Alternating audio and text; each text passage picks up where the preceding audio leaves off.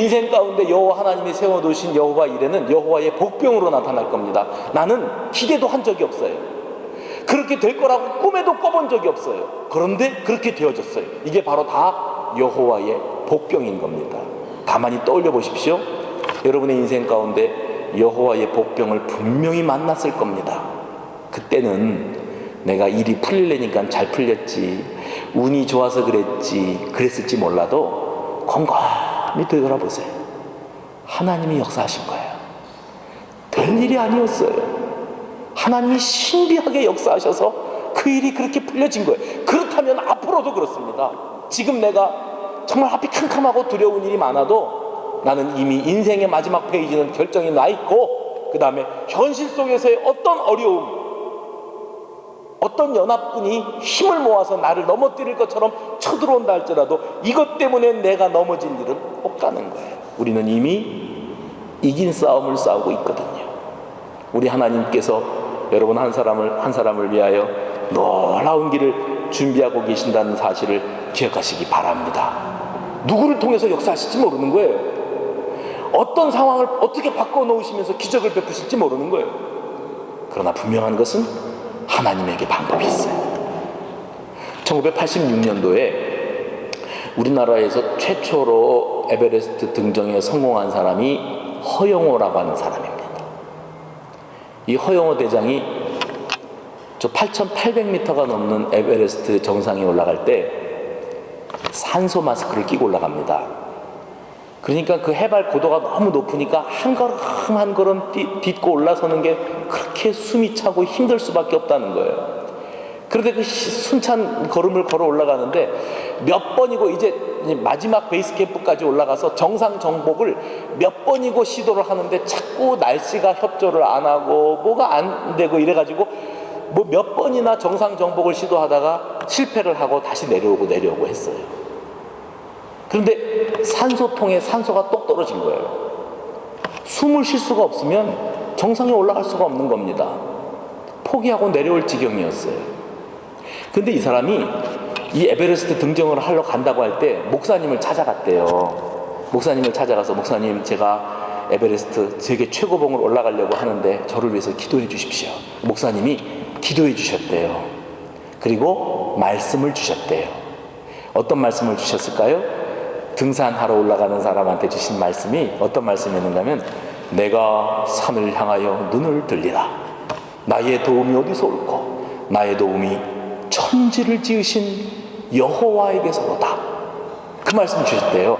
그래서 너무 힘들어갖고 한 걸음 떼기가 힘들 때마다 내가 그 성경책을 여기 가슴에다가 담고 올라가면서 내가 산을 향하여 눈을 들리라. 나의 도움이 어디서 올꼬? 나의 도움은 천지를 지으신 여호와에게서로다. 그러면서 올라왔다는 거예요. 그런데 산소통이 다 떨어져가지고 이제 이 정상 정복을 포기하고 내려오려고 마음을 먹었는데 지쳐갖고 쓰러져서 하늘을 바라보는데 그 말씀이 들리더라는 거예요. 내가 산을 향하여 눈을 들리라. 나의 도움이 어디서 올꼬?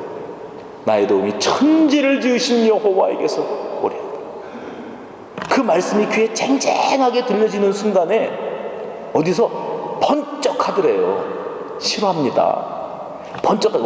원래 그 얼음 받치고 눈 받치니까 번쩍번쩍 하거든요. 그런데 특별하게 번쩍거리는 게 있어서 가서 봤더니 금속이 번쩍이는데, 어느 나라 등반대원들이 에베레스트 등정하러 마지막 베이스 캠프까지, 마지막 캠프까지 올라왔다가 거기에서 정상 정복을 포기하고 그냥 하산하면서 이게 짐이 되니까 산소통을 버리고 갔어요. 13개를 안 쓴 걸로요. 쓰지 않은 산소통 13개가 얼음 속에, 눈 속에서 햇볕에 반사돼서 알루미늄이 반짝반짝하는 게 보인 거예요. 그래서 그걸 가지고서 남의 나라 산소통 짊어지고 정상 정복을 했다는 거예요. 그간증을 합니다. 하나님에게 방법이 있습니다. 누구를 통해서, 어떤 환경을 통해서, 어떤 환경과 시대의 변화를 통해서 하나님이 역사하실지는 나도 모르겠어요. 그러나 분명 기억하십시오. 여러분 한 사람 한 사람을 위한, 여러분이 사랑하는 그 아들과 딸을 위한, 여러분이 사랑하는 그 남편과 아내를 위한 여호와의 복병이 준비되어 있습니다. 중요한 건 뭐냐면 마지막 우리 인생의 클라이막스, 우리 마지막 인생의 페이지는 뭐냐면 해피엔딩이에요. 지금 이 순간에 우리에게 중요한 거는 이 문제를 어찌하면 좋을꼬가 아니라 하나님 앞에 엎드리는 겁니다. 매달리는 겁니다. 말씀드리는 겁니다. 주님, 저는 대책이 없습니다. 주님, 저에게는 능력도 없습니다. 제가 이 순간에 할 수 있는 것은 오직 주님 바라보는 것밖에 없습니다. 기도하고 금식하고 매어 달리니까 주님께서 응답 주시되 사람의 방법을 뛰어넘는 하나님의 방법으로 역사하시고 기적의 문이 활짝 열려진 줄로 믿으시기를 바랍니다. 그리고 그 사건이 일어났던 장소가 브라가 골짜기. 26절 보십시오. 한 장 넘겨서 26절 보시면 넷째 날에 무리가 브라가 골짜기에 모여서 거기서 여호와를 송축한지라. 전쟁에 이겼어요. 이길 수 없었던 전쟁에 이기고 나서 여호와 하나님을 이제는 승리를 얻었으니까 실감나게 찬양했어요. 그래서 그 땅 이름이 브라가 골짜기라, 송축의 골짜기라. 패전을 맛보고 인생의 절망을 맛볼 수밖에 없었던 그 자리가 승리의 노래, 찬양의 노래, 하나님을 영화롭게 해드리는 승리의 노래를 부르는 브라가 골짜기가 되었더라. 이게 성경이고요. 그 다음에 30절이 결론입니다. 여호사밧의 나라가 태평하였으니 이는 이건 뭐예요?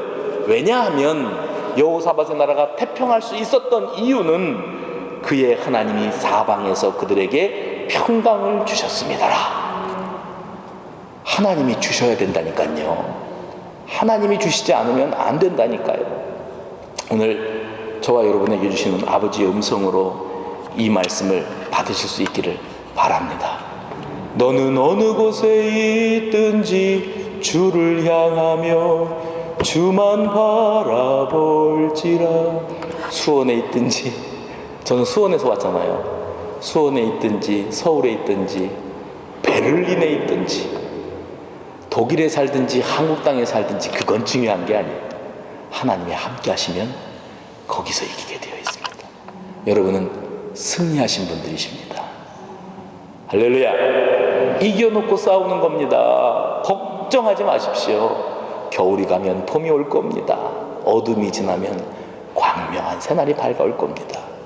주님 바라보는 그 믿음으로 승리해서 오늘 이 순간의 나의 고민과 아픔들이 바로 얼마 뒤에 큰 간증거리로 바뀌어지는 능력의 사람, 기적의 사람들이 다 되시기를 주의 이름으로 축원합니다. 기도하십시다. 사랑 많으신 여호와 아버지 하나님, 감사합니다. 여호사밧 왕이 여호와 하나님을 바라보며 이 큰 무리를 우리가 대적할 능력이 없고 어떻게 할 줄도 알지 못하옵고 오직 주만 바라보나이다 하였던 것처럼 오늘 우리 선한 목자교회에 속한 모든 성도들이 주님만 바라보는 신앙으로 이 어려움에서 이겨나게 하옵소서. 우리가 체험적인 신앙을 갖기를 원합니다.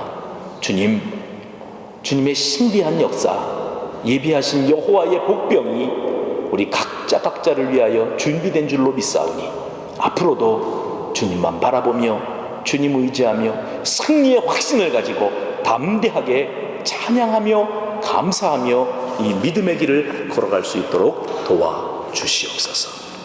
나에게 주신 말씀으로 받은 성도가 있다면 그 말씀이 그저 귓전으로 울리는 소리로가 아니라 우리의 삶의 능력이 되게 하여 주옵소서.